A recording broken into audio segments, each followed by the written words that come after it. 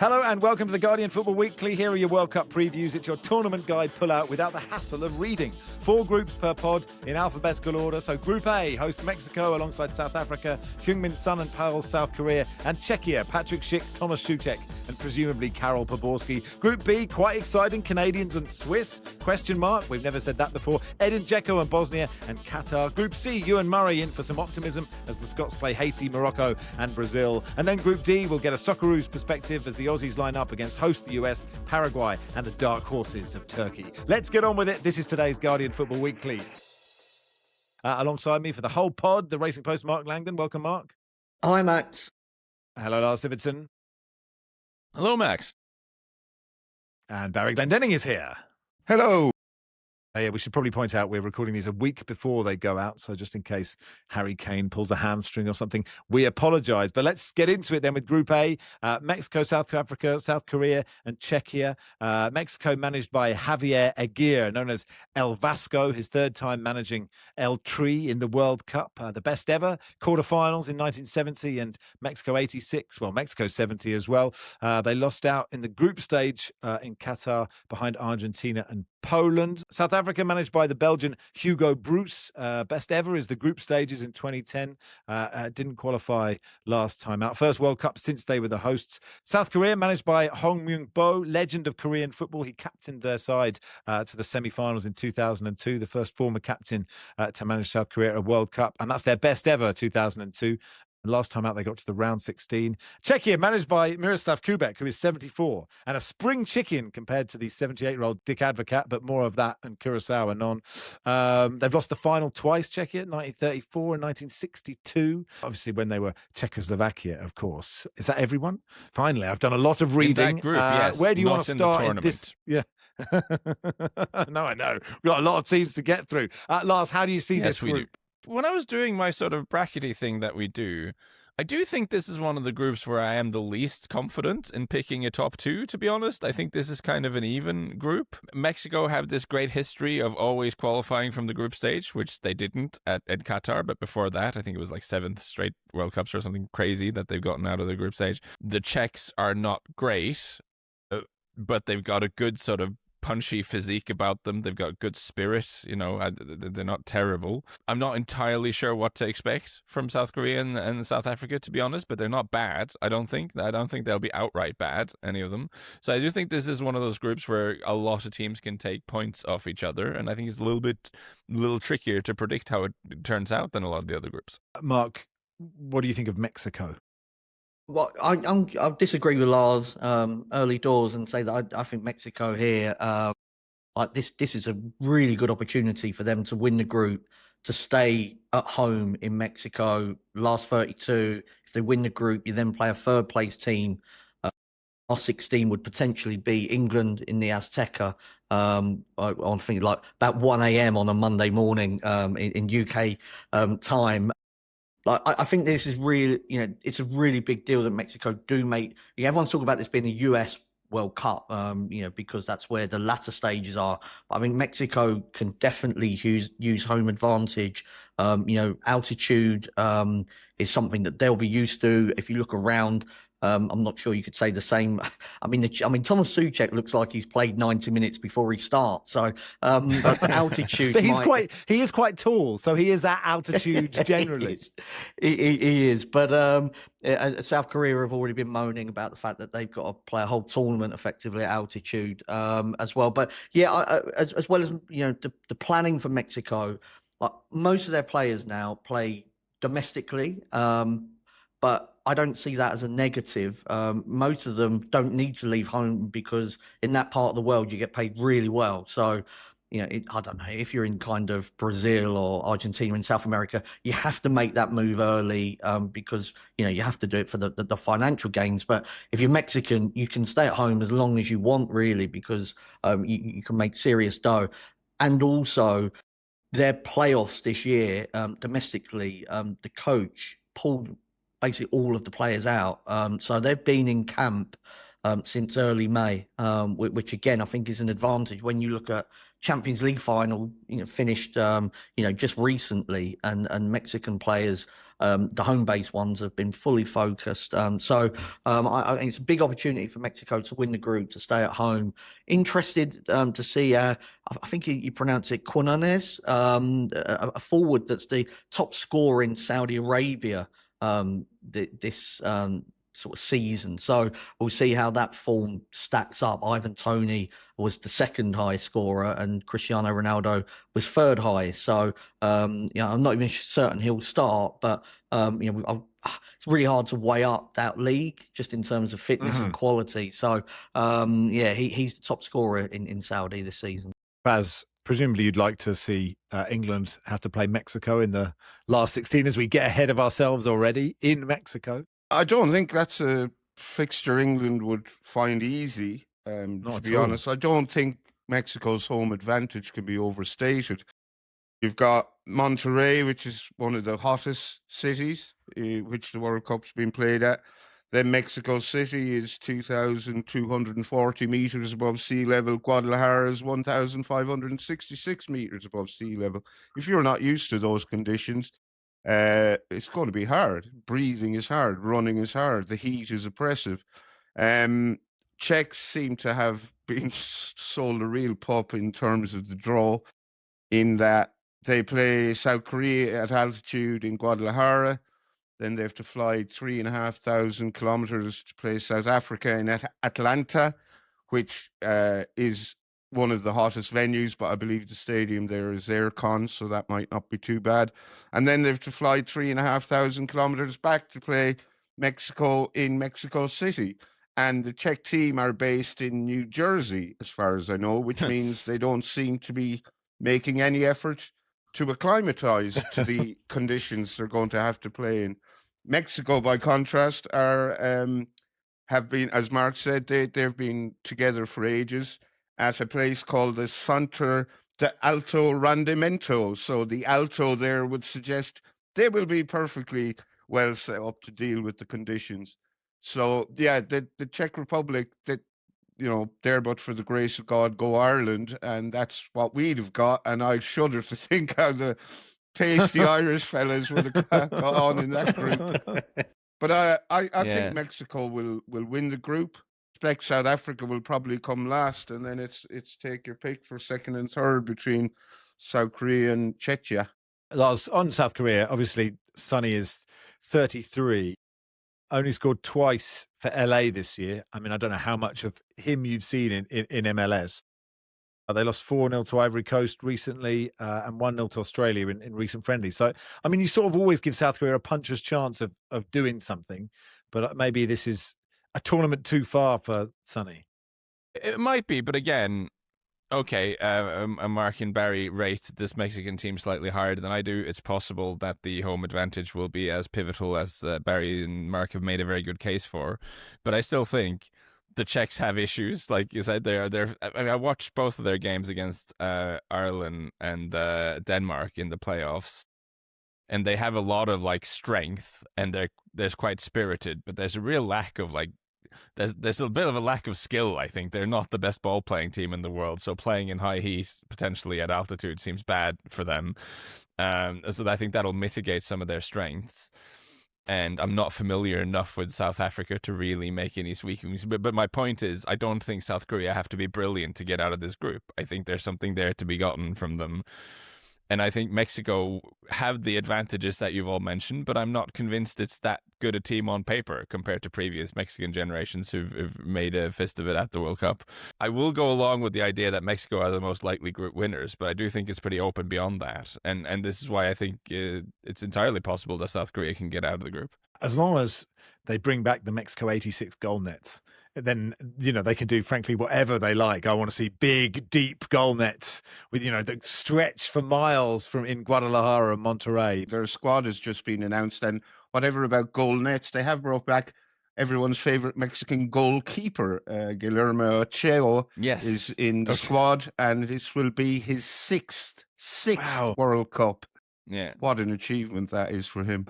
There are some players that just pop up at World Cups, like Ochoa, Enna Valencia. You kind of don't hear about him for 4 years. And Embolo only ever gets wheeled out for a major tournament, and then when it ends, he gets put back in a box for another 2 years. I'll do one little bit on South Africa, because the Sundowns won from South Africa, won the African Champions League, and there's a kind of heavy contingent of Sundowns players. But I saw their coach was complaining they've arrived later than they wanted to in the US due to visa issues for some of their players that he was unhappy with, and probably not the only country that's kind of going through that at the moment, which is suboptimal, you would have thought, for a World Cup. Any South African fans who want to travel to the States have to go to the American Embassy in Pretoria to get their visas.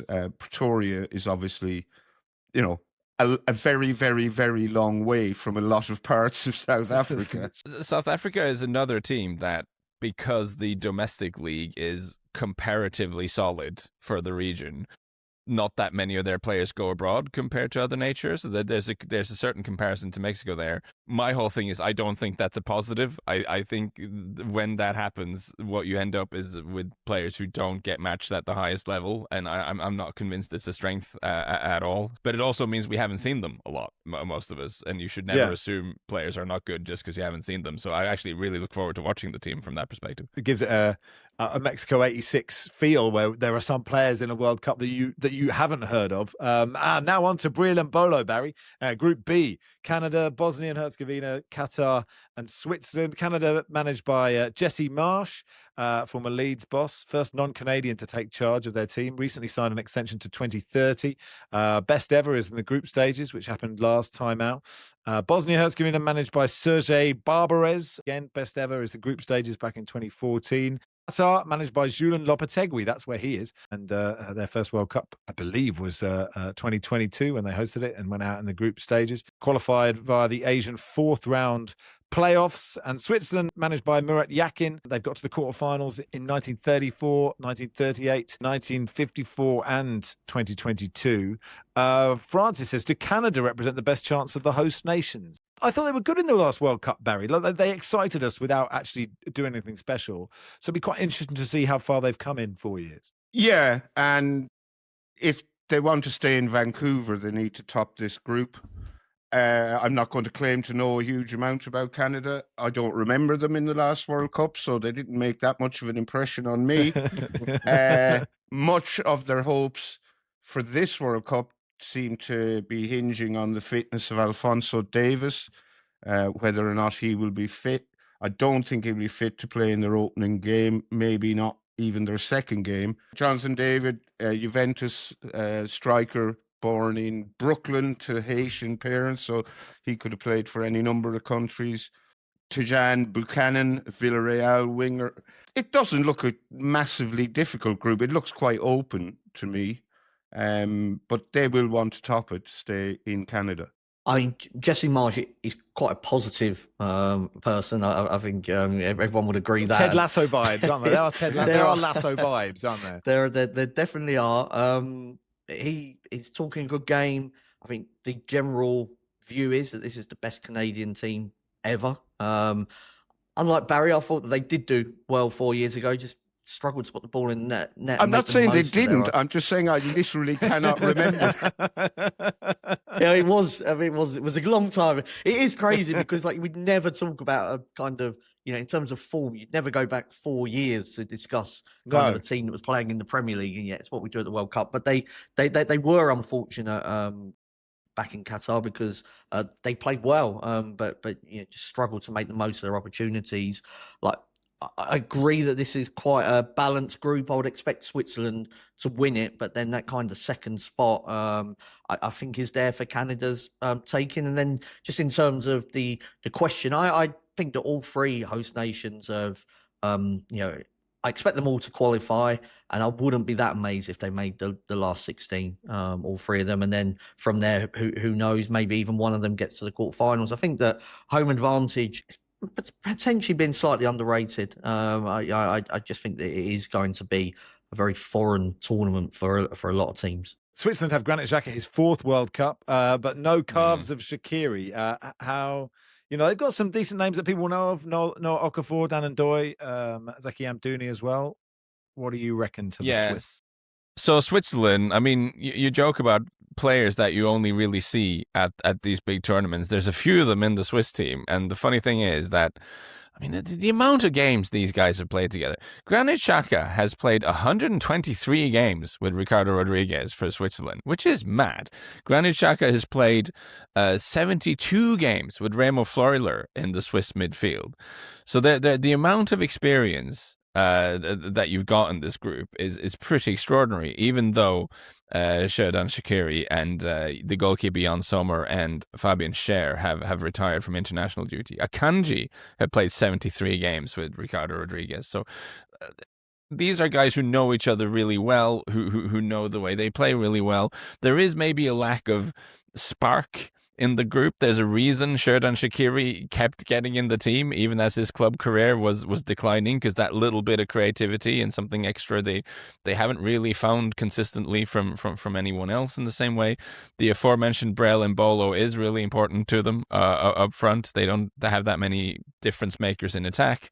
These tournaments come down to who can screw up the least defensively and who can then go on and take their chances. And in the screwing up the least department, I think the Swiss have got something, and they are often a little bit more punchier than we expect at these tournaments, and it wouldn't shock me if they did that again. He only conceded 2 goals in qualifying. I mean, that's pretty impressive, isn't it? On to Bosnia. They only their second World Cup as an independent nation after defeating Italy and Wales in the playoffs. So the team that denied us at least 3 Ellis James voice notes.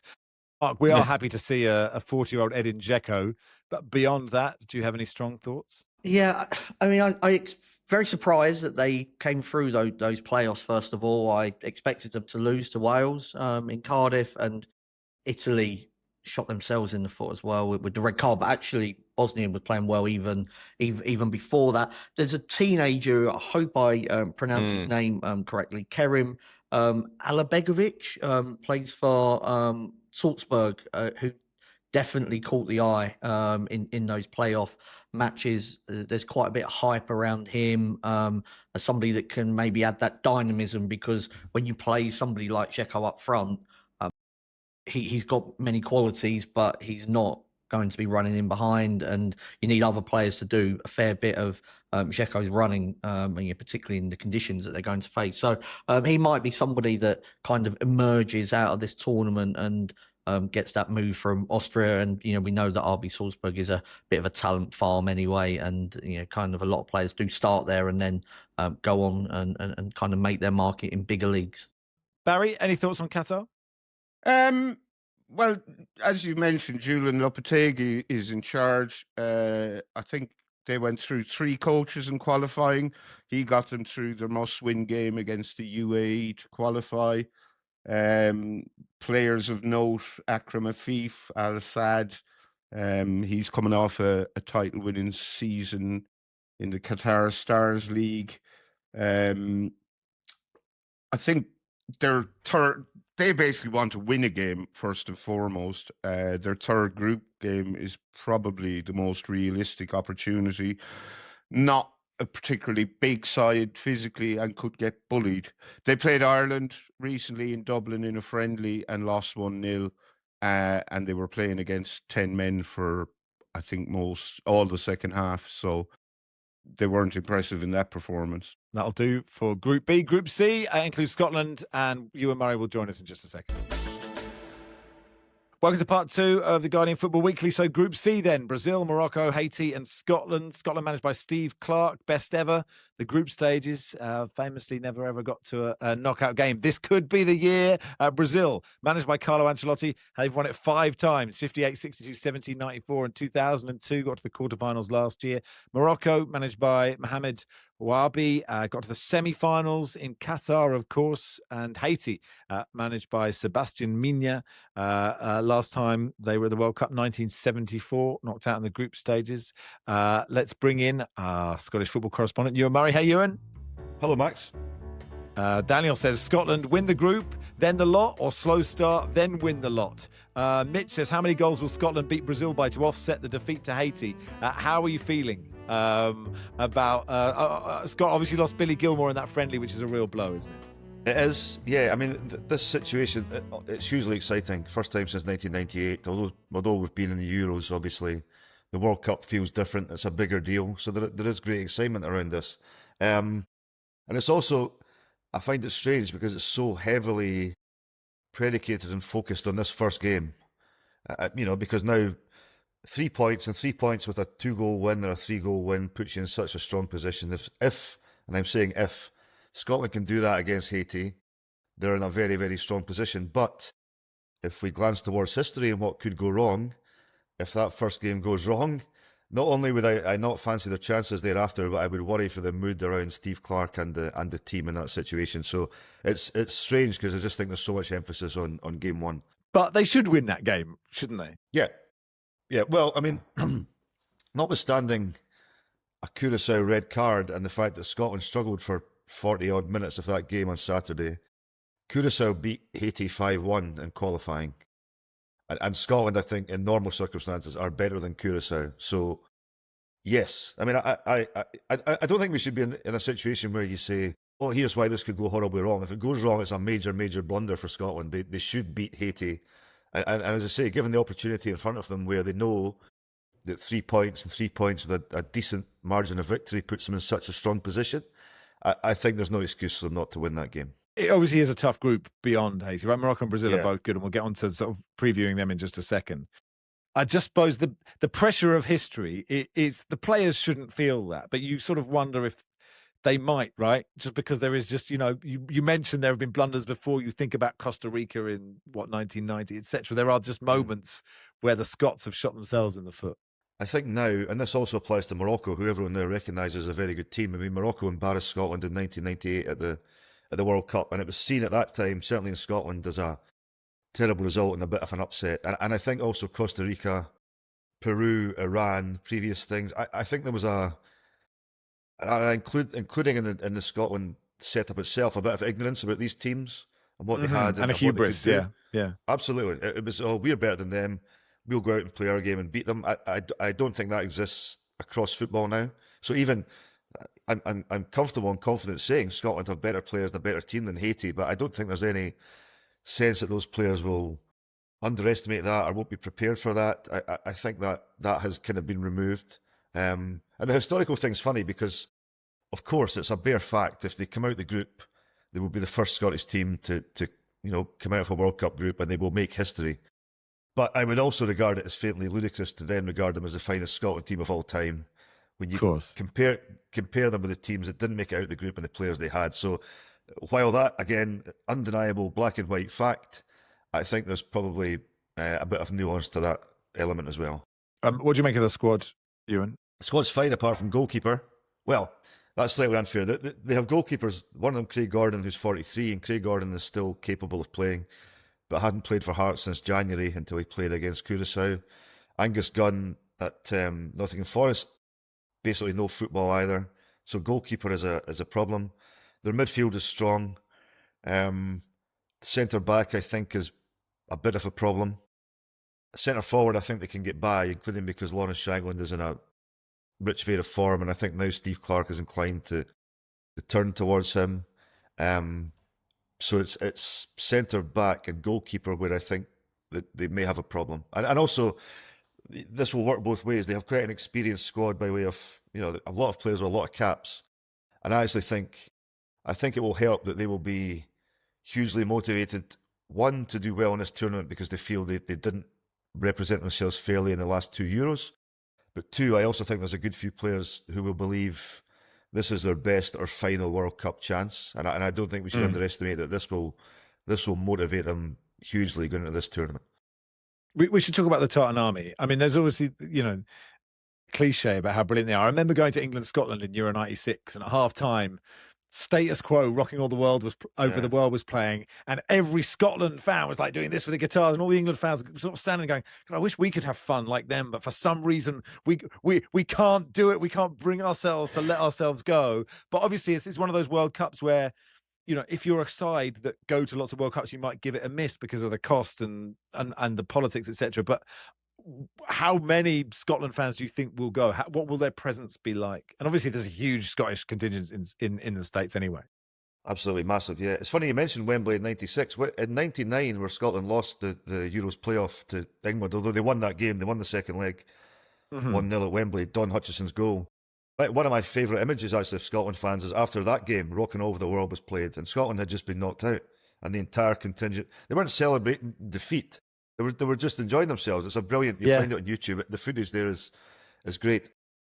Yeah, listen, the Scotland fans are terrific wherever they go. They will travel in immense numbers.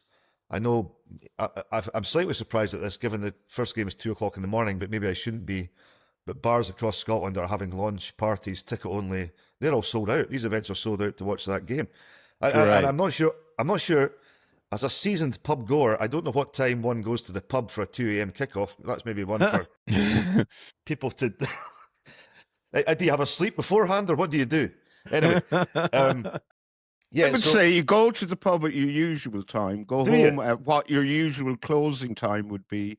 Have a couple of hours sleep and then get up and go back out again. Go back, yeah, because you can't realistically go at 6 or 7 or 8 o'clock, can you? You'd be absolutely minced. Yeah. Anyway, sorry, that's something for other people to worry about. Profile in Scotland and in America will be huge, and they're rightly renowned for how well they behave. They don't cause trouble. There won't be any aggravation, and they are the kind of supporter base where there will be thousands of people going there without tickets just to enjoy the experience. And partly, Max, as I said, linked to the fact you haven't been there for 28 years, and it is for Scottish people quite an accessible country. There's people just going to be part of the party, and they will bring a great deal to the World Cup scene. Even if the team don't, the fans will bring a great deal to it.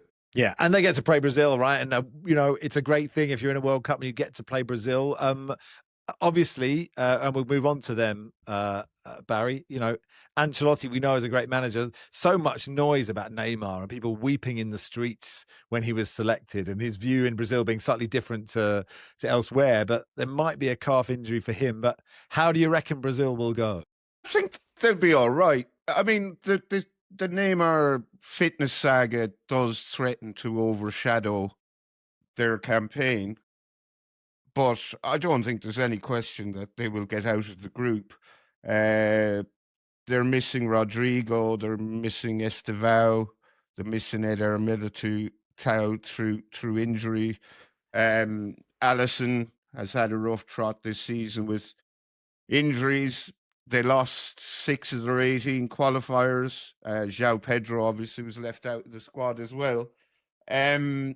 But when you look at who they have, Vinny Jr., Bruno Guimaraes, Endrick, they have quality. Rayan, I think, from Bournemouth, he made the cut. So he's an exciting player.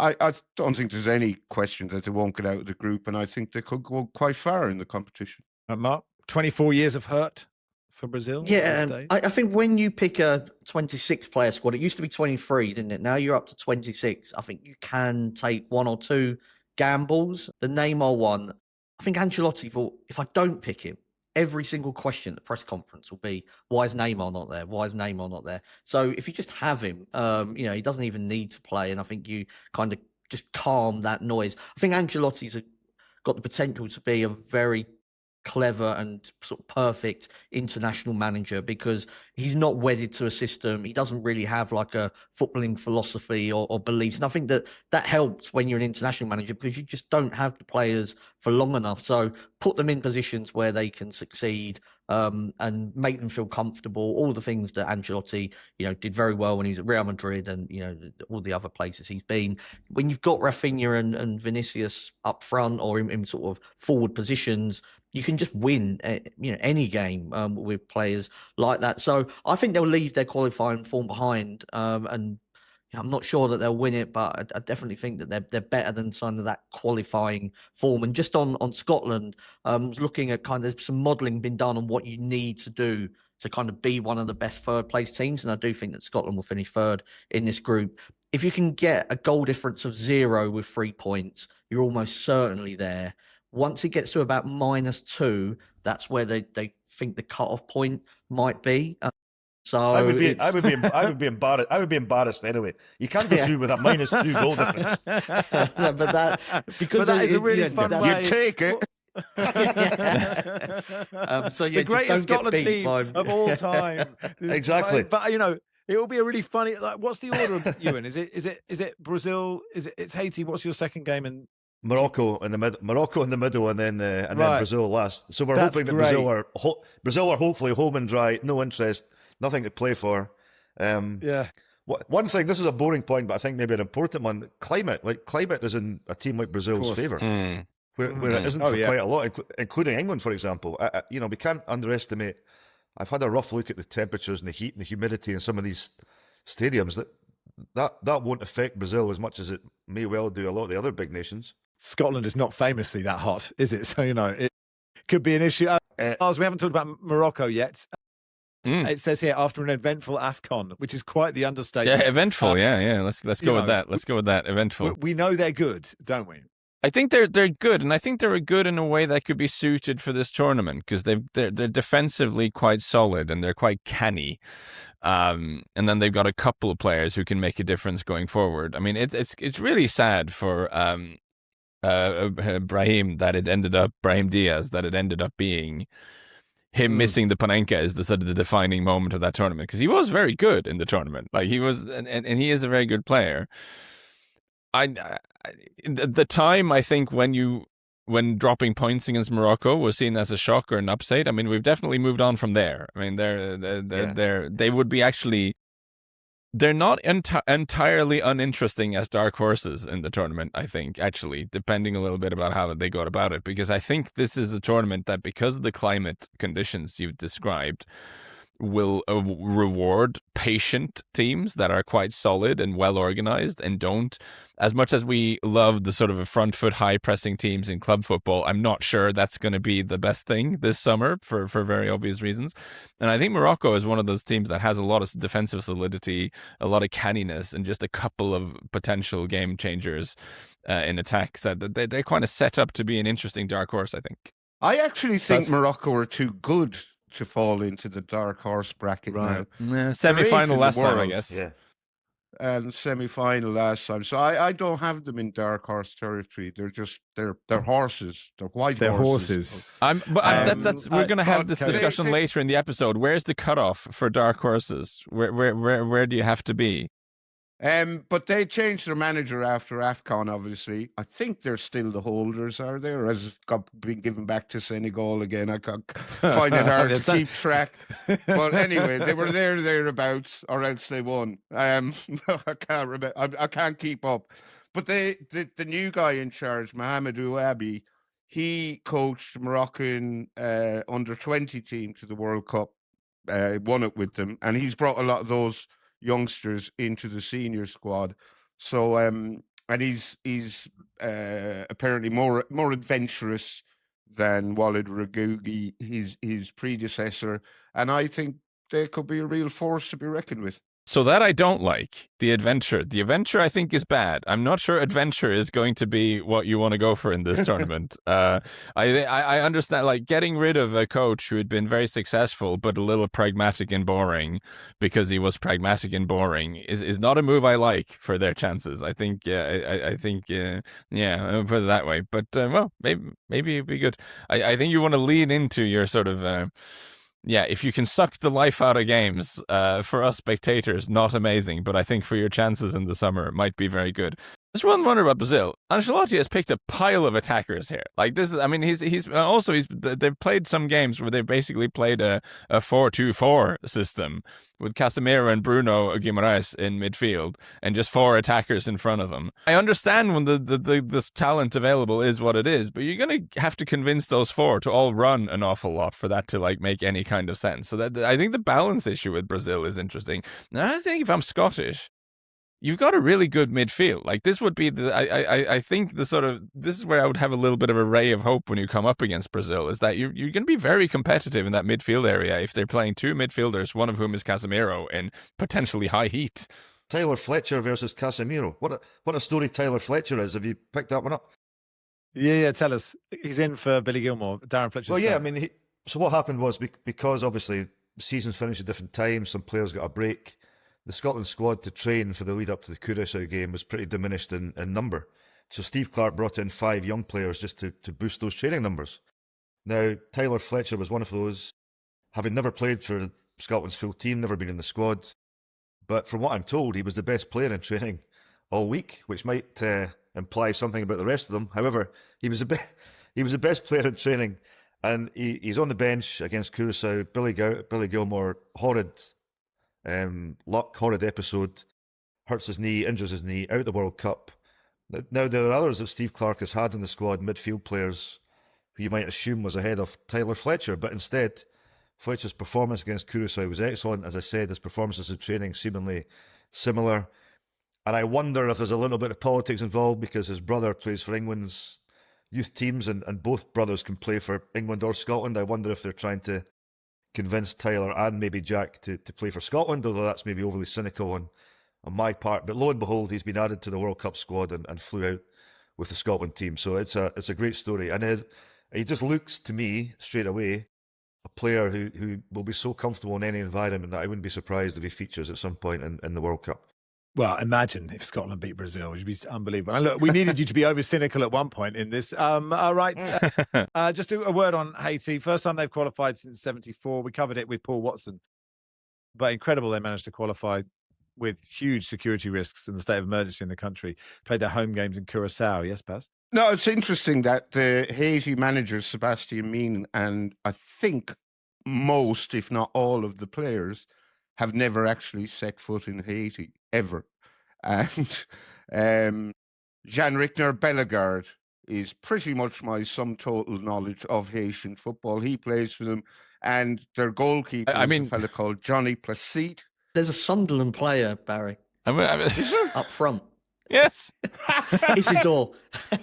Where's Isidore, Barry? Isidore's been added to Sack me now. God. I think that's the reason, Barry, why people love you. They also that 1974 was when they played Italy and Dino Zoff hadn't conceded a goal for something like 1,500 minutes, and Haiti went 1-0 up against Italy and Dino Zoff in this shock moment in the 1974 World Cup. So they're capable of upset. They did lose the game, but they ended Dino Zoff's run. Anyway, Ewan, thanks for coming on. Appreciate your time, pal. Speak soon, no doubt. Thank you.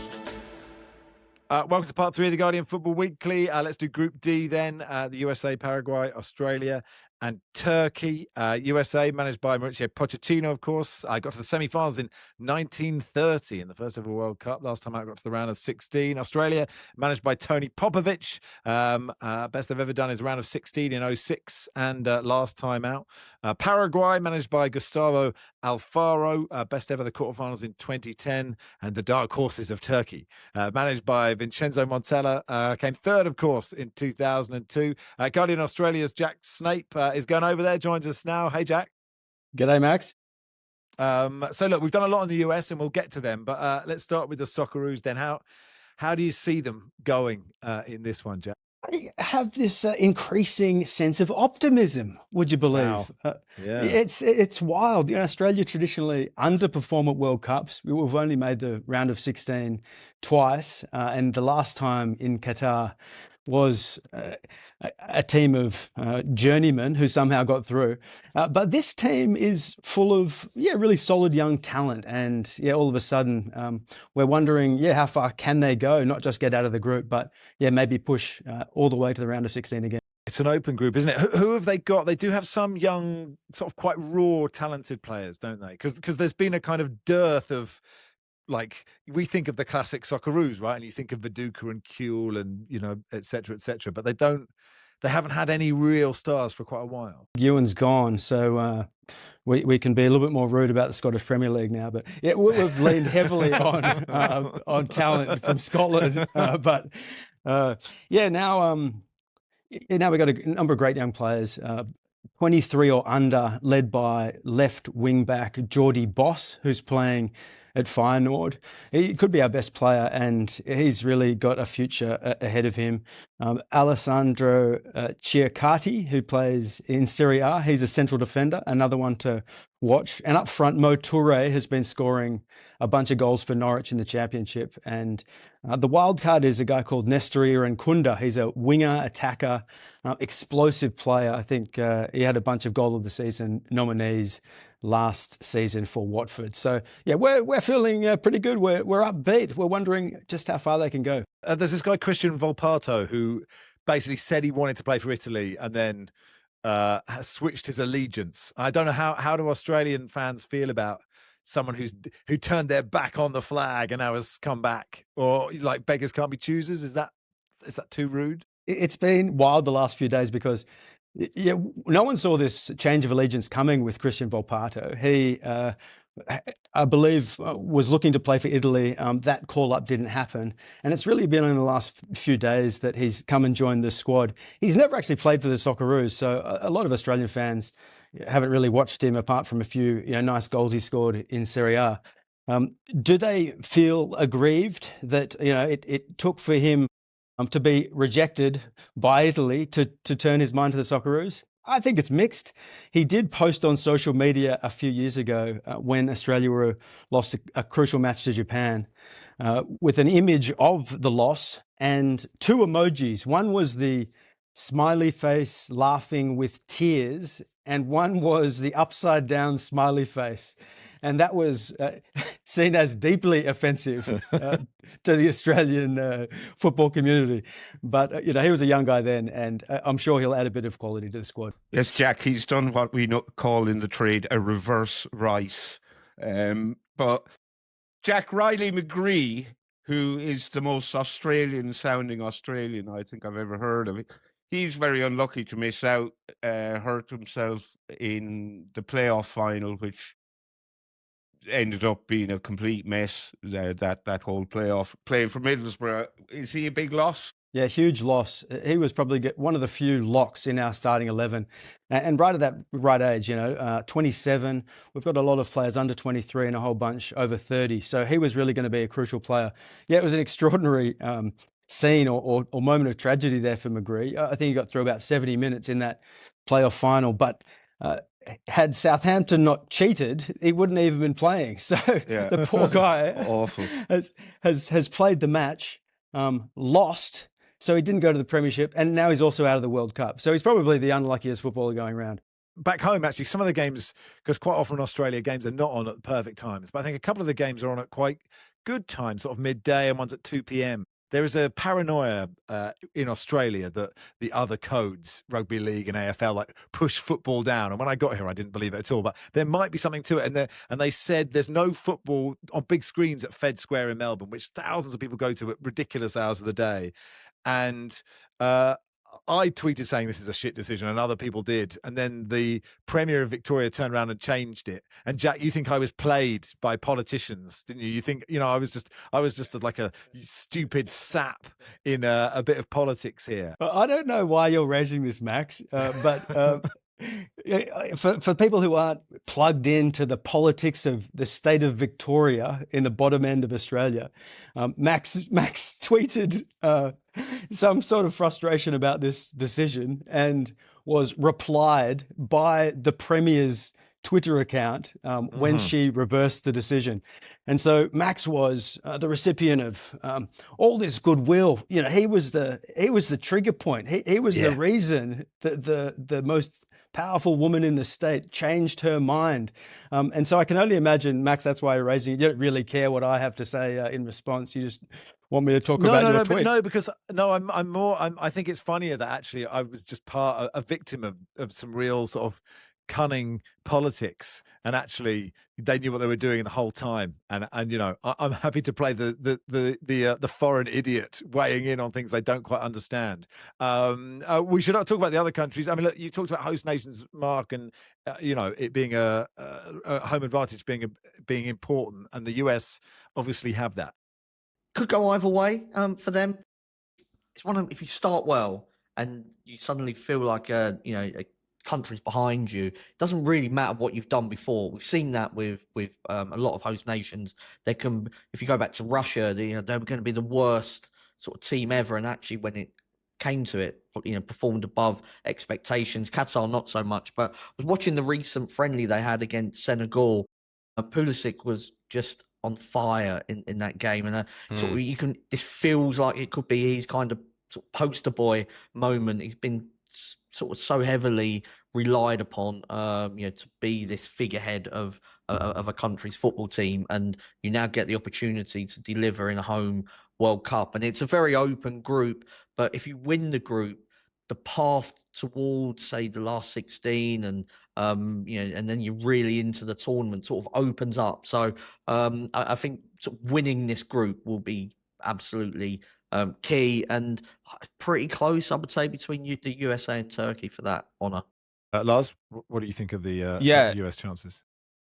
Just to expand on what Mark was saying there, to be clear, if you win Group D, you meet one of the third place runners up. But if you get through there, your likely opponent is the winner of Group G, which is Belgium, Egypt, Iran, New Zealand. So it is one of those groups where if you win it, suddenly, it opens up for you. And this is why I like Turkey. I know it's become a meme, it's become a joke, but I'm ready to be hurt again. I think the Turkey dark horses, I think it makes total sense. They got to the quarters of the last Euros.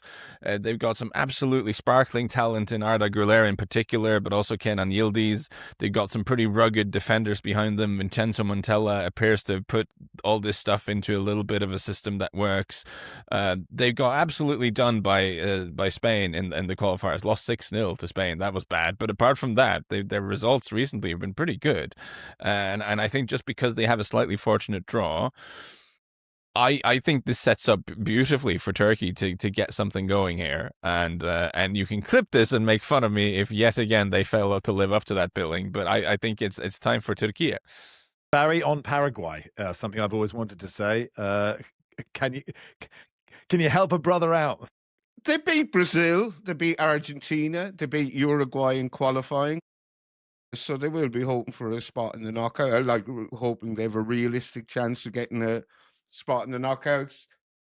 Managed by Gustara Alfara, whose nickname is the Lettuce. I don't know why. I don't like him.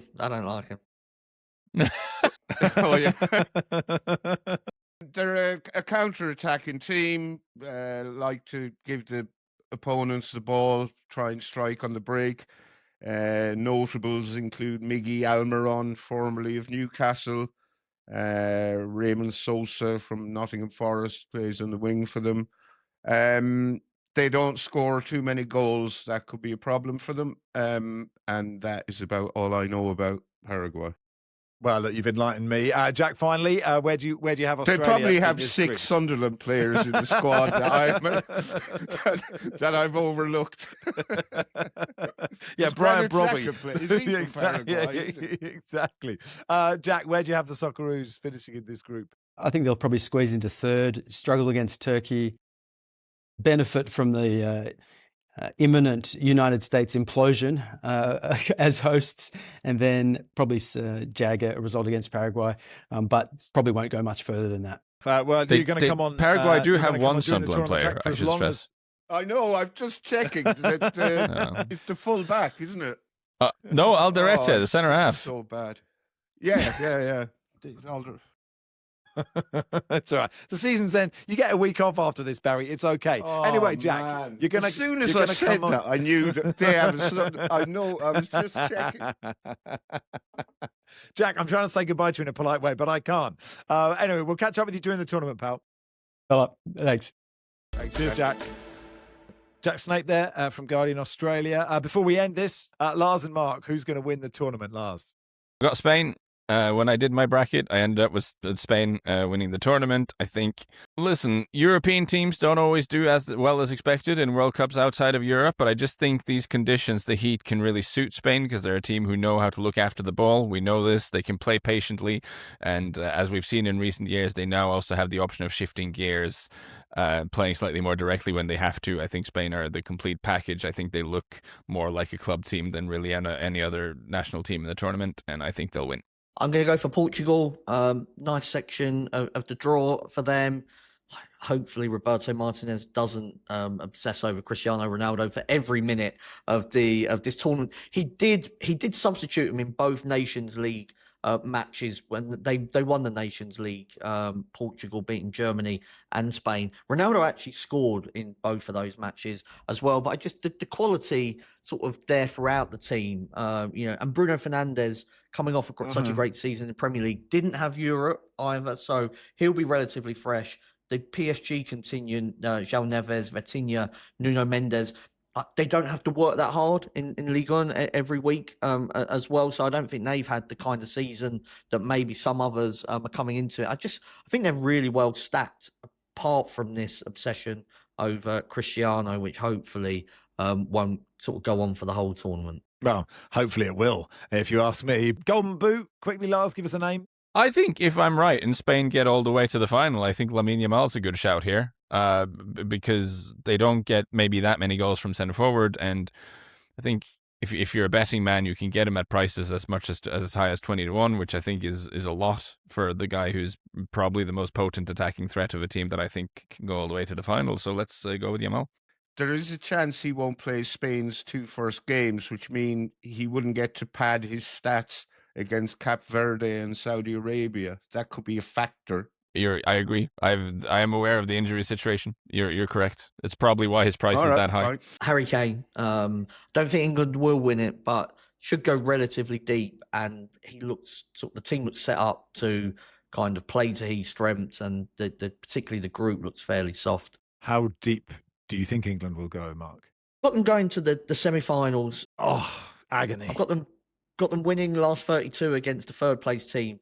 I've got them scraping past Mexico in the Azteca in the last 16, but at altitude takes a lot out of the legs. I've then got them going to Miami to play in the heat against Brazil, where again they come through that. I think they'll then be absolutely shattered by the semi-finals, and that's where Portugal will beat them. Exactly the same path as Lango I arrived at in my bracket, except I had them lose to Brazil. So, Fair enough. And give us some dark horses then, or, horses that might be dark horses. You can go first, Mark. I think me and Lars have got the same one, Turkey, for the fear of mockery. I think that's the only reason I was not going to put Turkey up as the dark horse because it just become a running gag when they lose their first 2 matches. I really, they've got a good coach in Montella. They've got players in Yildiz and Goulet that are just players playing at the very highest level now. And I thought they were unlucky in the Euros the last time around. They lost a very tight quarterfinal to Netherlands that might have gone either way. So soft enough group. And Lars, are you Turkey as well? Yeah. It's a combination of having a draw that opens up okay with them and also having the talent. I think everything is there. I mean, obviously, I feel like I'm sort of duty bound to say Norway. Trouble with Norway is I think we've got 2 interesting dark horse candidates in the same group, and France also in that group. And that's not ideal. Like, Senegal are a proper good team.